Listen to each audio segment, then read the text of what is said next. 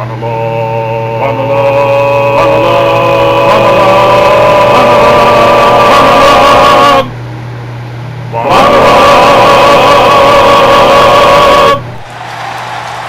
Yes, it's the Vonalog once again, folks. I'm happy to be back with plenty to say and plenty to share. Hope you enjoy it. Today's topic is change. You know, change. Money. And, change for, got any change? Spare change? And as a lot of you know, I lived in China for about 5 months in 1991, and I went back there again in 1996. My parents were there from 1990 through 1992, and we all experienced the changes that were happening at the time in China, and China was changing very dramatically and very quickly at the time. A very good example of those changes were my first morning waking up in Guangzhou, China, at on the campus of Sun Yat-sen University of Medical Science, where my parents were teaching English through the Lutheran mission, by the way. I woke up to the sound of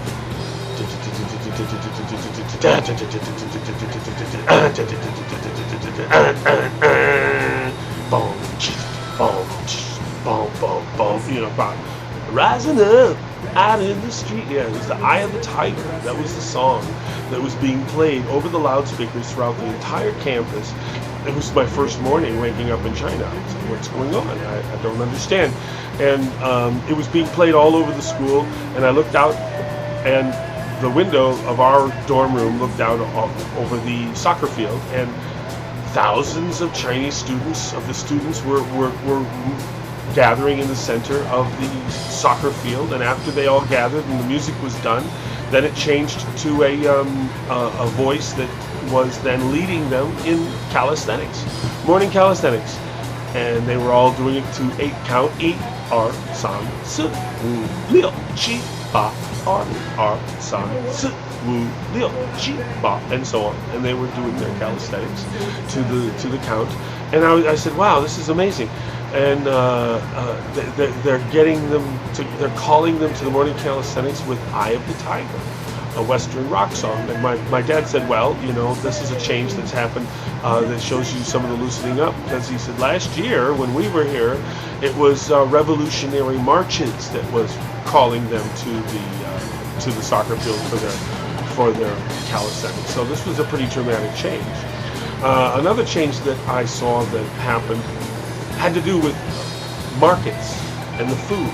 Of course, this is a university operated by the government, and the food was really bad inside the walls of the college.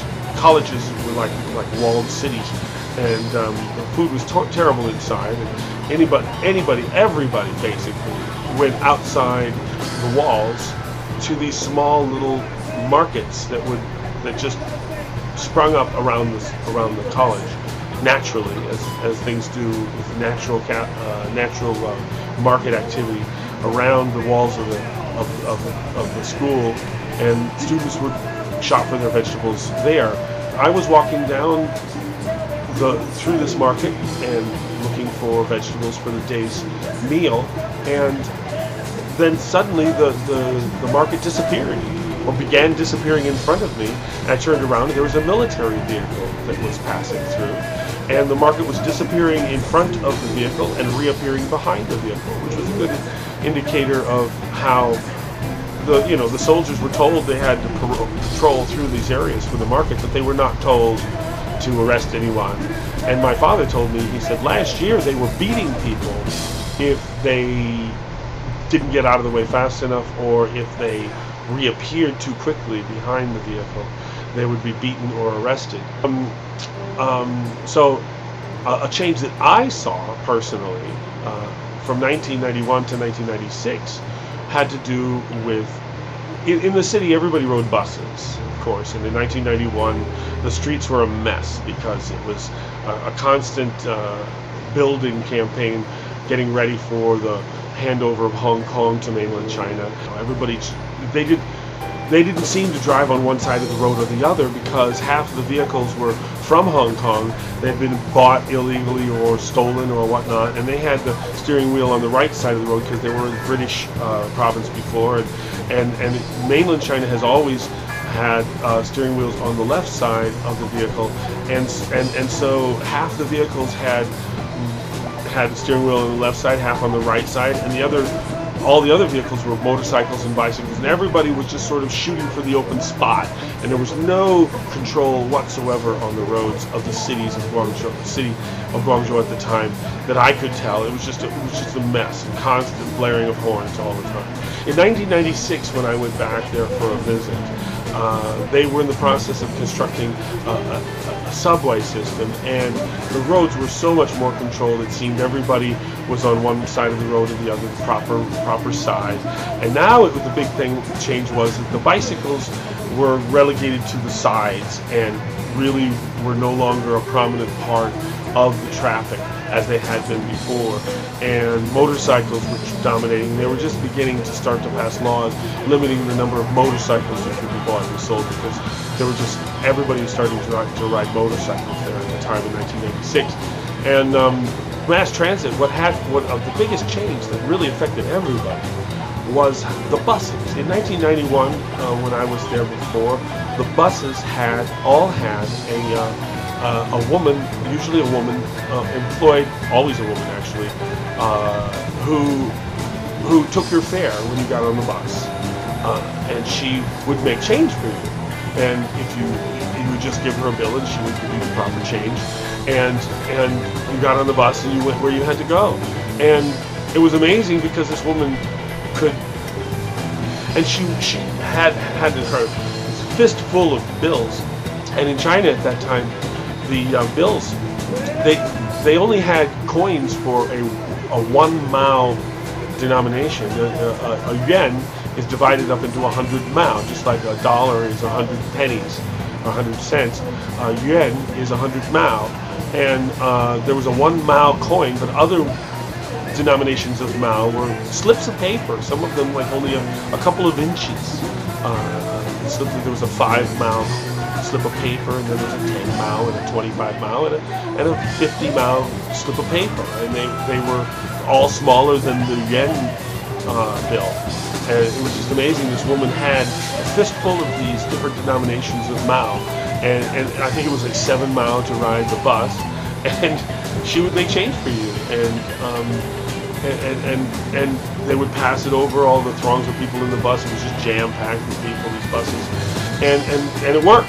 Somehow it worked, and she had a job, and people were able to get on the bus, and they didn't have to worry about having correct change.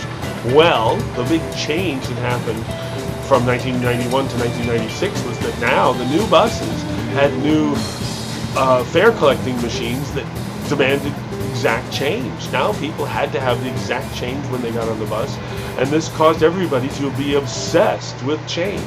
They were obsessed with change. They had to have change, and they would hoard change.